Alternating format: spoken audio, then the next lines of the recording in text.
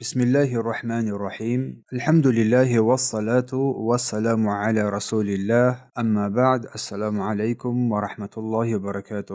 برادران و خواهران گرامی قدر، امروز هم با فضل و توفیق الله سبحانه و تعالی با همراهی شمایان از این کتاب مبارک، کتاب فقه میسر، که ما در باب ششم در سجده سهو و سجده شکر و سجده تلاوت قرار گرفتیم. از درگاه پروردگار مهربان و عظیم الشأن طلب یاری و کمک می‌خواهیم که بر ما توفیق بدهد و ما را کمک نماید، اعمال نیک ما را خالصانه از برای خود قرار بدهد و سبب آمرزش گناهان ما و نزدیک شدن به سوی او پروردگار قرار بگیرد، به درستی که او پروردگار مهربان و توبه‌پذیر است. و به سوی پروردگار از بدیهای نفس‌هایمان و کارهای ناشایسته و بدمان پناه میبریم و به درستی که هر کسی را که الله سبحانه و تعالی هدایت کند، هیچ کسی او را گمراه کردن نمیتواند و هر کسی که گمراهی را بپذیرد، هیچ کس او را هدایت کردن نمیتواند. و گواهی میدهم که معبود بر حق جز الله نیست، تنها اوست، شایسته عبادت است، شریکی ندارد. و گواهی میدهم که محمد صلی الله علیه و سلم بنده و رسول اوست، صلی الله علیه و آله و سلم. ای پروردگار، ما هیچ دانشی نداریم جز آنچه که تو بر ما آموخته ای. ای پروردگار، ما را به آنچه که سودمند است توفیق بده و ما را بیاموز و علم ما را بیشتر بگردان.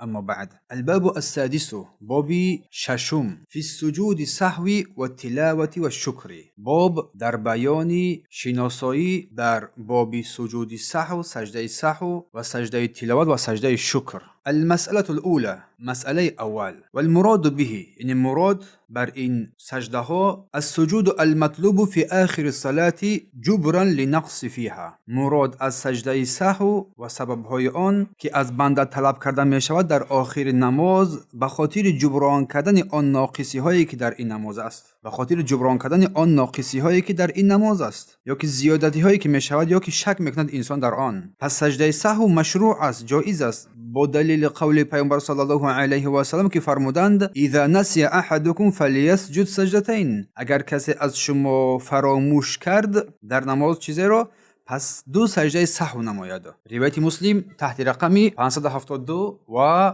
92. و همچنین خود رسول الله صلی الله علیه و سلم عملا چنین میکردند که به زودی شرح خواهیم داد. علما با اتفاق نظرم در بیان مشروعیت جایز بودن سجده سهو و سببهای سجده سهو سه توست: زیادی کردن یا کم کردن یا شک و تردید در آن داشتن. المسألة الثانية متى يجب. مسألة دوم، کی سجده سهو واجب میگردد؟ یجب سجود السهو لما یلی. سجده سهو در حالتهای زیرین واجب میگردد. اولا، اذا زاد فعلا من الجنس صلاتی. اذا زاد فعلا من جنس صلاتی، اگر بنده شخص از عملهایی که از اصل یا که جزء نمازند چیز زیادی کند، به مانند این که یک رکوع را زیادی نماید، یا که سجده را، یا که ایستادن را، یا که نشستن را، حتی آن نشستن اگر با قدر نشستن استراحت هم باشد، چنانکه در حدیث ابن مسعود آمده است صلی بنا رسول صلی الله علیه و خمسه، اینکه رسول الله صلی الله علیه و سلم بر ما نماز را 5 رکعت خواندند. وقتی که از نماز سلام دادن فارغ شدن، مردم بین خود سخن کردند، پیچ راست کردند، پیچیر کردند. پیامبر پرسید چی شده است؟ گفتند ای رسول الله، آیا به نماز چیز علاوه شده است؟ آیا به نماز چیز اضافه شده است؟ گفت نه. گفتند اما شما 5 رکعت خواندید. پس در این حال بود که رسول الله صلی الله علیه و سلم به سوی قبله برگشتند و 2 سجده انجام دادند و بعد سپس سلام دادند. سپس صلی الله علیه و سلم سلام دادند و فرمودند که انما انا بشر مثلکم انسى كما تنسوا. من هم مثل شما انسانم، مثل شما فراموش میکنم چگونه که شما هم فراموش میکنید. اذا نسی احدکم فلیسجد سجدتین. گفتند در این حالت پس کسی از شما اگر فراموش کرد 2 سجده نماید. روایت مسلم رقم 572. پس اگر شخص هنگام نماز با زیاد شدن عمل آگاه شد، باید همون لحظه بر بگردد، حتی اگر در میان رکوع هم باشد، زیرا اگر با وجود دانستنش که رکعت یا که رکن را زیادی کرده است و آن عمل را ادامه بدهد، پس بر نمازش بر قصد چیزی را علاوه کرده است که این جایز و روا نیست. دوم، اگر شخص پیش از انجام نماز سلام بدهد، چنانکه در حدیث عمران ابن حسین رضی الله عنه آمده است که فرمودند سلم رسول صلی الله علیه و سلم فی 3 رکعات من العصر.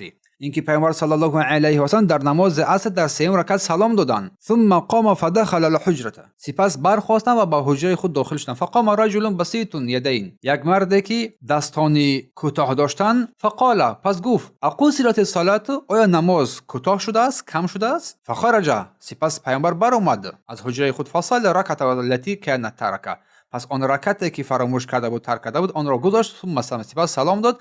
ثم سجد سجدتین سهوی، پس سپس دو سجده سهو کرد و سلام داد. روایت مسلم تحت رقم 574. سوم، اگر شخص خطا کند یا لفظ را غلط لحن میگویند بخواند و معنای آن را تماما تغییر بدهد، اما این از روی فراموشی باشد، اگر چنین انسان قصدن کند نمازش باطل می شود. اما اگر از روی سهو باشد واجب است که در آخر سجده سهو نماید. چهارم، اگر واجبی را در نماز ترک کند، چنانکه در حدیث ابن بحینه رضی الله عنه روایت است که میگه صلی بین رسول صلی الله علیه و سلم، این که پیامبر با امر ما نماز ما را خواند، بر ما نماز خواند صلی الله علیه و سلم، رکعتین من بعد صلوات ثم قام فلم یجلس، دو رکعت نماز خواند و در اتحیات ننشست، سپس خست با رکعت سوم خست، سپس در آخر سجده سهو کرد. حدیث متفق علیه است، روایت بخاری و مسلم است. بخاری تحت رقم 1230 و مسلم تحت رقم 570 روایت کرده است. این یک قاعده است، اگر کسی تشهد میانه را ترک کند که این تشهد میانه واجب است، پس دو سجده سهو در آخر می نماید. پس این قاعده را با دیگر واجبان نیز قیاس می نمایی، مثل ترک تسبیح در رکوع و سجده،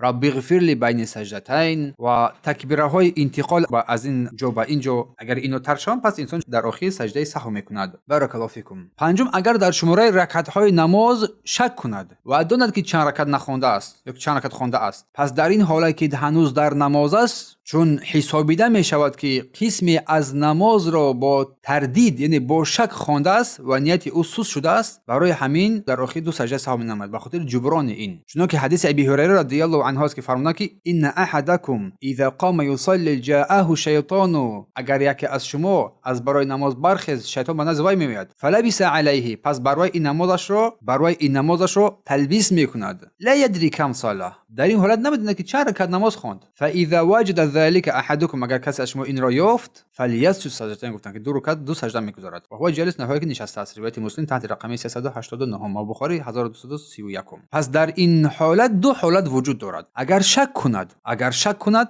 و به هیچ جا که از این طرف ها یا که احتمال ها رو برتری ندهد، باید اقل کمترین رکعت اعتماد کند که یا که کمترین چیز باید اعتماد بواری کند که وای چند رکعت خوانده است. بر اساس این ادامه میدهد، سپس پیش از سلام سجده سهو نماید. چون رسول الله گفتند اذا شک احدکم فی الصلاه، اگر کسی از شما در نماز شک نمود، فلم یدری کم صلى ثلاثا او اربعا، پس ندونست که 3 رکعت خوانده است یا 4 رکعت خوانده است، میگه فلتطرح الشک، پس شک رو دور بسازد. فلیبین علی ما استيقن، پس بیان نماید با آنچه که یقین کرده است. ثم یسجد سجدتین، سپس دو سجده نماید قبل ان یسلم، پیش از آنکه سلام بدهد. روایت مسلم تحت رقم 571. اما دوم، اگر یکی از احتمال ها رو برتری دهد و باور داشته باشد که درست است، در این حالت باید بر اساس این احساس کند، میگه احساس عمل کند، نماز رو تمام کند و بعد از نماز دو سجده سهو نماید. فلیتحری الصواب، یعنی که نیتش را در این چیزی که در شک بود همون رو به یقین تبدیل بدهد. ثم لیتم علیه، سپس کامل نماید، سپس سلام بدهد، سپس دو سجده نماید با سلام بدهد. روایت مسلم تحت رقم 572. این بود مسئله اول. در بیان سجده سهو ما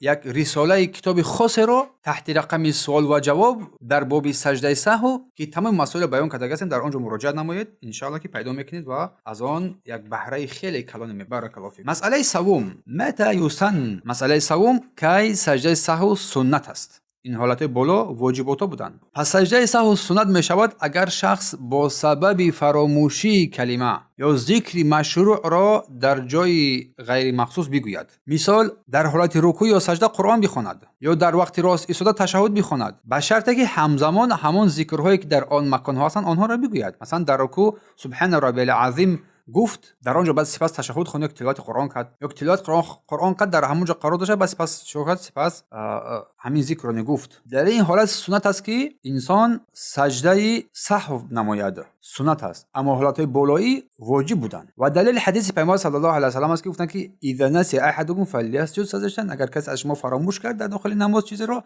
پس دو سجده نماید. روایت مسلم تحت رقم 572. مسئله سوم. مسئله چهارم، المسأله الرابعه موضعه و صفته. مسئله چهارم، جایگاه و طرز سجده سهو. جایگاه سجده سهو و طرز سجده سهو. اولا جایگاهش کی سجده سهو کرده می شود و در حدیث ها اگر نظر نماییم دو نوع آمده است. بعضی از احادیث دلیل هستند که سجده سهو پیش از سلام دادن انجام می‌یابد یا که انجام دادن می‌شود و بعضی از حدیث‌ها اشاره به آن هستند که سجده سهو بعد از سلام دادن انجام داده می شود. از این رو بعضی از دانشمندان از علما گفتند که مسلمان اختیار دارد اگر بخواهد پیش از سلام دو سجده کند، اگر بخواهد بعد از سلام سجده نماید، زیرا هر دو طرز در حدیث ها ثابت است. ولی امام ظهری گفته است که آخرین عمل پیامبر صلی الله علیه و آله این بود که پیش از سلام سجده سهو میکرد. در این مورد ما بارها صحبت کرده بودیم با گفتن که بعضی از رساله ها، بعضی از کتاب ها هم ترجمه شده است در این مورد. در آنجا پورا در مسئله سجده سهو به نهایت مسئله های نیکو و خوبی هست، از آنجا فایده های خیلی خوبی هم به دست میارید. توصیه میدیم که حتما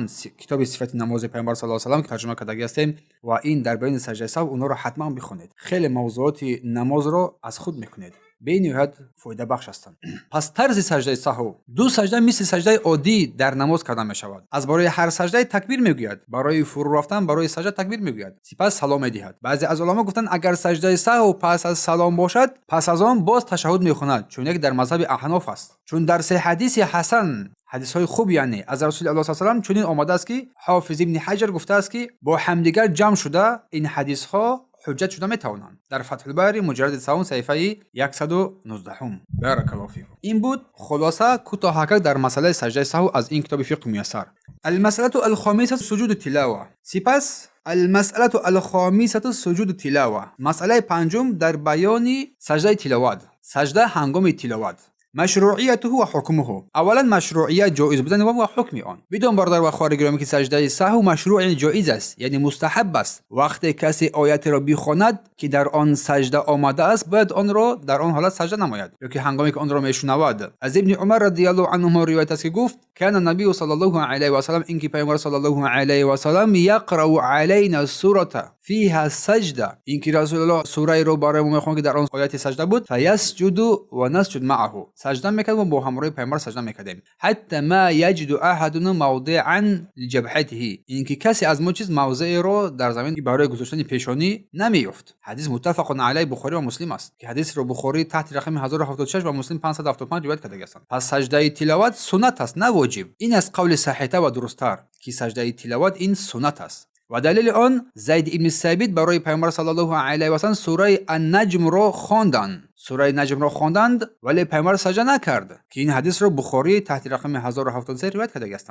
پس سجده تلاوت هم برای قاری خواننده و هم برای شنونده مشروع و جایز است، خواه در داخل نماز باشد خواه در بیرون نماز، چون که پیامبر صلی الله علیه و سلم چنین میکرد و صحابگان نیز به او سجده میکردند، چنانکه در حدیث ابن عمر رضی الله عنه آمده است که فیسجد و نسجد معه، سجده میکرد و ما نیز با همراه پیامبر سجده میکردیم. و دلیل مشروعیت جایز بودن سجده تلاوت در داخل نماز حدیث ابو رافع است. میفرماید که من با ابو هریره، شخصیت ابو هریره با همه معلوم است، میفرماید که ابو رافع من با ابو هریره نماز خفتن عشا را خواندم، او سوره انشقاق را خواند و سجده کرد. گفتم این چی بود؟ گفت من پشت پیامبر صلی الله علیه و سلم این سوره را خواندم و او سجده کرد و من همیشه این کار را انجام میدهم، همیشه سجده میکنم هنگامی که این سوره ها را بخونم. روایتی بخاری تحت رقم 1078 و مسلم تحت رقم 578. اما اگر قاری خواننده سجده نکرد، شنونده نیز سجده نمیکند در این حالت، زیرا شنونده در این مسئله از قاری از خواننده پیروی میکند. دلیل آن حدیث زید ابن ثابت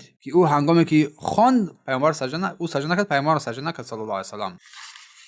دوم فضله، دوم در بیان فضیلت سجده تلاوت. از ابو هریره رضی الله عنه روایت است که پیامبر صلی الله علیه و سلم فرمودند اذا قارب ابن آدم السجده فسجد اعتزل الشیطان فبكى، هرگاه فرزند آدم یعنی که انسان آیت سجده را بخواند و سجده کند، شیطان از او دور می شود و گریه می کند. یقول، میگوید شیطان، یا ویله، ای وای بر من، میگوید امر ابن آدم بسجودی فسجد، فرزند آدم امر به سجده شد پس سجده کرد. فله جنه، از برای او جنت است. و امرت بسجودی فابیت ولی نار، پس بر من امر شد که من سجده کنم و سجده نکردم، برای من آتش است، نار است. روایت مسلم تحت رقم 81. سوم طرزی سجده تلاوت. سجده تلاوت یک بار کرده می شود. وقتی که به سجده می رود، تکبیر گویان الله اکبر گویان به سجده می رود یک بار، و هنگامی که سجده کرد سبحان ربی الاعلی می گوید مثل سجده عادی نماز، و می تواند علاوه نماید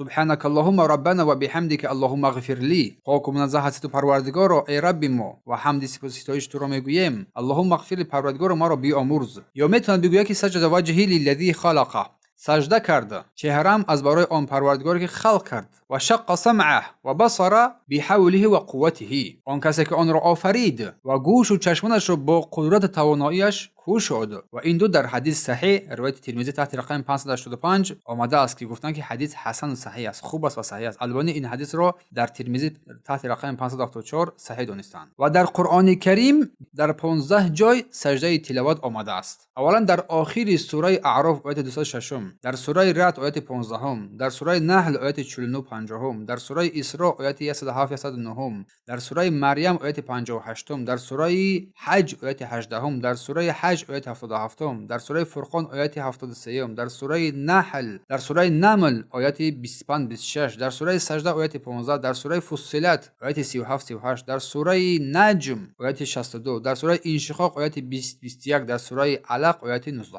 و در سوره صاد همچنین. و این سجده در سوره صاد میگن سجده شکر است. از ابن عباس رضی الله عنه روایت است که فرمودند که لیس صاد من عزائم السجود، پس صاد از سجده های سهو نیست، از سجده های واجب نیست. و قد رأیت نبی صلی الله علیه و سلم یسجد فیها، میگه من دیدم پیامبر صلی الله علیه و سلم را که در آن سجده میکردند. روایت بخاری حدیث تحت رقم 1069. بارک الله فیکم. این بود سجده تلاوت. مسئله ششم، المسأله السادسه سجود شکر، سجده شکر. بود در اینجا باز سجده شکر داریم برای کسی که به اون نعمت رسانده می شود یا از مصیبت رهایی می یابد، نجات می یابد، یا با خبری که خوشحالش می کند و شاد می گردد. در این حالت مستحب است، یعنی سنت است که برای شکر و سپاس پروردگار سجده شکر نماید. و این عمل پیروی از سنت پیامبر صلی الله علیه و سلم است. و در این حالت شرط نیست که رو به قبله کند یا که رو به قبله سجده نماید، ولی اگر رو به قبله نماید این بهتر، افضل، خوبتر است، اشکالی ندارد. چون پیامبر صلی الله علیه و سلم این کار انجام دادند، چون که در حدیث ابوبکر اومده است که ان نبی صلی الله علیه و سلم کان اذا اتاه امر یسره، این که رسول الله صلی الله علیه و سلم هنگامی که یگام امر بر او گفته میشد که او را خوشحال میکرد، او یسر به، یا که خوشحال میشد، خر ساجدا